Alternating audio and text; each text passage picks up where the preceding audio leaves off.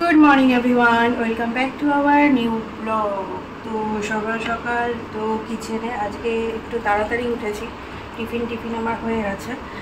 তো এখন আমি খাচ্ছি হচ্ছে আমার সকালবেলা যে ড্রিঙ্কসটা সেটা খাবো, কিন্তু কালকে রাতে হচ্ছে চিয়া সিডস ভেজাতে ভুলে গেছি। তো যার কারণে আজকে শুধু গরম জলে জাস্ট লেবু দিয়ে খাবো, লেবু আর একটু মধু দিয়ে খাবো।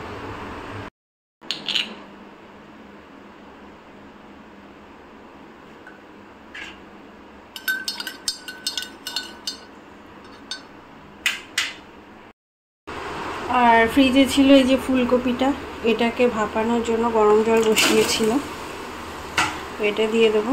আজকে হচ্ছে ফ্রিজ সমস্ত কিছু খালি করে দেবো, যা যা সবজিপাতি আছে সেই সব খালি করে দেবো। কালকে সকাল হলেই আমরা বেরিয়ে যাচ্ছি কলকাতার উদ্দেশ্যে। তো এইখানে দেখো একটুখানি গাজর আর একটা ক্যাপসিকাম ছিল, সেটাকেও এরকমভাবে কুচিয়ে নিয়েছি, এই ফুলকপির সাথে ভেজে নেব। আর সকালবেলা হচ্ছে এখানে ঢেঁড়স পোস্ত করেছি। আর এখানে দেখো এই পাখিটা বেশ বড় হয়ে গেছে, আর দুজন ছিল, এখন একজন আছে, আর একজনকে ওর মা বোধহয় নিয়ে গেছে, বোধহয় কি জানি কেন নিয়ে গেছে। দুজনে মনে হয় একটা টবে ধরছে না, বড় হয়ে গেছে তো। এই ফার্স্ট টাইম আমি এরকম দেখলাম পাখি ডিম পাড়ছে, ডিম থেকে বাচ্চা হচ্ছে, সেই বাচ্চাগুলো ধীরে ধীরে বড় হলো, এত কাছ থেকে দেখলাম এই ফার্স্ট টাইম।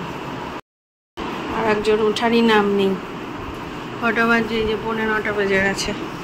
আজকে নিউ স্কুলের অ্যাডমিশন, ইস্যু উঠে পড়।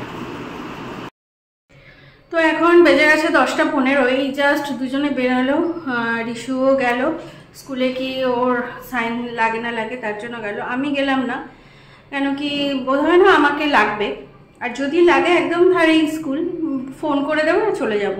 আর ব্রেকফাস্ট করে নিচ্ছি। তো ব্রেকফাস্টে আজকে অল্প তেল দিয়ে বানিয়েছিলাম হচ্ছে পরোটা, সয়াবিনের তরকারি, তারপর ঢেঁড়স, পোস্ত, অনেক কিছু রান্না আজকে হয়ে গেছে। সকাল সকাল উঠলে না বেশ কাজ অনেক এগিয়ে যায়। তো এই ডাবের জলটা তো রিশুকে দেবো, আর ডাবের ভিতরে পুরো 1 গ্লাস জল, মানে ডাবের ভিতরে যে পাতলা লেয়ারটা পড়ে, তো সেটা দেবো হচ্ছে এই চিংড়ি মাছের। এই মালাইকারিতে অনেক সময় পাতলা লেয়ারটা ইউজ হয় না, তো এই লেয়ারটা দিলে বেশ খেতে ভালো লাগবে। পাতলা যে লেয়ারটা পড়েছে, এই যে একদমই পাতলা যে লেয়ারটা, এটা দিয়ে দেবো। কালকে যেটা ডাবটা রিশু খেয়েছিল ওটাই না আর একটু বেশি লেয়ার ছিল, তো আজকে দেখো, আজকে যেহেতু এটা করার আছে, তো আজকেই একটু কম লেয়ার, তো ঠিক আছে, খুব বেশি আমার দরকার নেই। আজকে চিংড়িগুলো বেশ বড় বড়, এই চিংড়ি মাছ দিয়ে কিন্তু মালাইকারিও হয়, একেবারে বাগদা চিংড়ি বা বড় বড় গলদা চিংড়ি দিয়েও হয়, তবে এইগুলো দিয়েও কিন্তু খারাপ লাগে না। আর এইগুলো দিয়ে ওই চিংড়ি ভাপাও ভালো লাগে খেতে।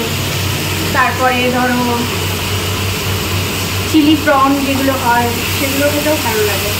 কালকে তো কলকাতায় যাচ্ছি, কলকাতা থেকে এসে একদিন ইচ্ছা হচ্ছে চিলি প্রন করবো, চিলি প্রন তার সাথে ফ্রাইড রাইস।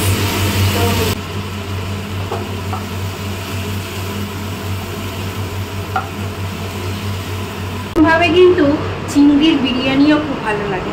আমি দেখেছি ফেসবুকে না, ইউটিউবেই দেখেছি চিংড়ির বিরিয়ানি করতে, ওটাও একদিন করার ইচ্ছা আছে, খাইনি আমি কোনোদিন, করবো ওগুলো। কলকাতা থেকে এসে একে একে করবো, একদিন চিলি প্রন করব, একদিন প্রন বিরিয়ানি করব, আর প্রন বর্ষাকাল আসুক একদিন ইলিশ বিরিয়ানি করবো। ইলিশ বিরিয়ানিও আমি কোনোদিন খাইও নি, করিও নি, তো ইলিশ বিরিয়ানিও করার ইচ্ছা আছে। ইলিশ পোলাওও অনেকে খায়, বলে খুব ভালো লাগে, এগুলো কিছুই আমি খাইনি, টেস্টও করিনি, তো সবই একে একে এক্সপিরিয়েন্স করার ইচ্ছা আছে, আর যদি করি তোমাদের সাথে তো অবশ্যই শেয়ার করব। এখানে মশলা আমার সুন্দর কষে গেছে, এবার আমি গরম জল দিয়ে দিই, খুব বেশি দেবো না, যেহেতু এটা মাখা রাখবো। মোটামুটি কমপ্লিট হয়েই এসছে, এবার আমি একটু গরম মশলা দিয়ে দেবো।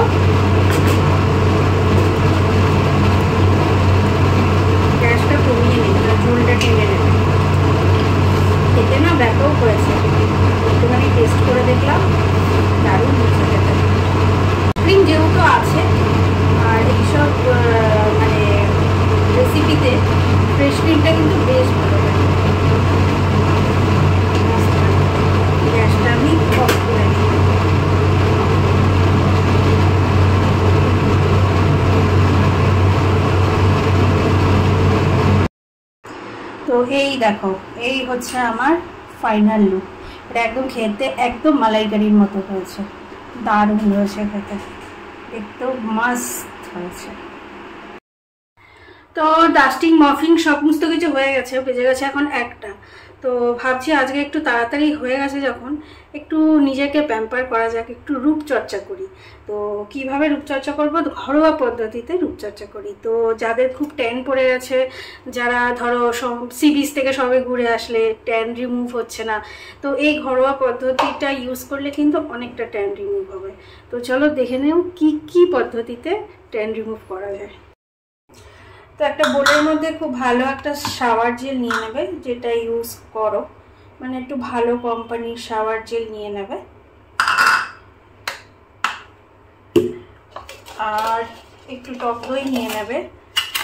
এই মানে যে খাবারে যে টক দইটা ইউজ করি, তো সেটাই আমি এখানে নিচ্ছি। একটুখানি টক দই নিয়ে নিলাম। টক দইয়ের জলটাও নিয়ে নিতে পারো। আর মধু নিয়ে নেব, একটু মধু।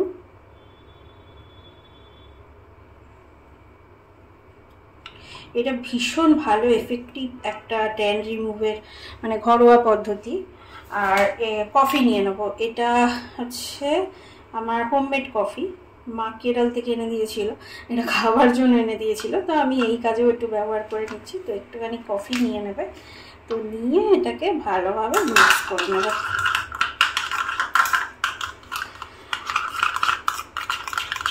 তো দেখো খুব ভালোভাবে এটা মিক্স হয়ে গেছে, যে স্ট্রাকচারটা এরকম আসবে।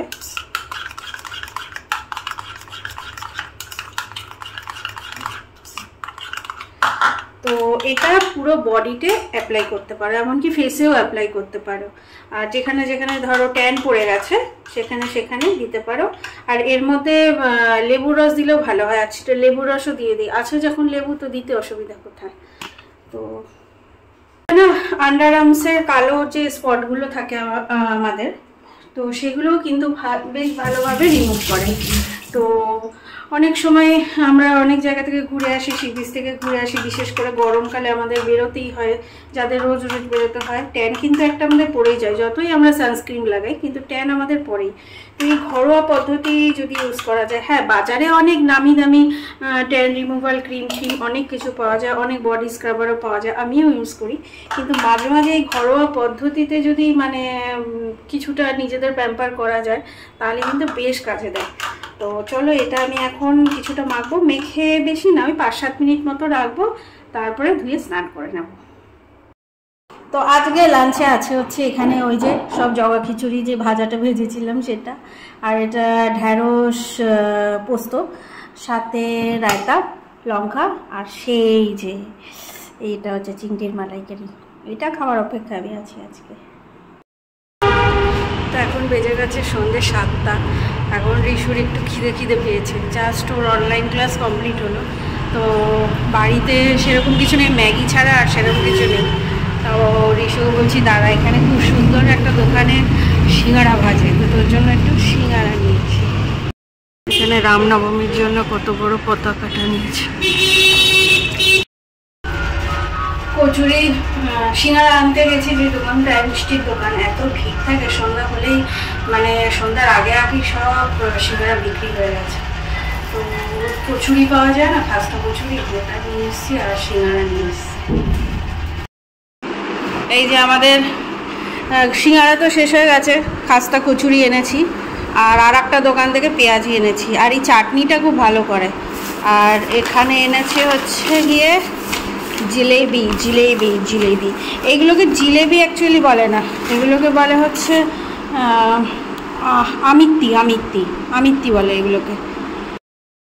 তো ফ্রিজে যা কিছু ছিল সমস্ত কিছু বের করে দিয়েছি, ফ্রিজ একেবারে ক্লিন করে দিয়েছি আজকে ভালোভাবে। তো সবজিপাতি যা আছে দেখি খুব বেশি একটা নেই, কয়েকটা শসা আছে, কয়েকটা লঙ্কা, টমেটো এগুলো আছে, ওগুলো প্যাক করে নিয়ে চলে যাব।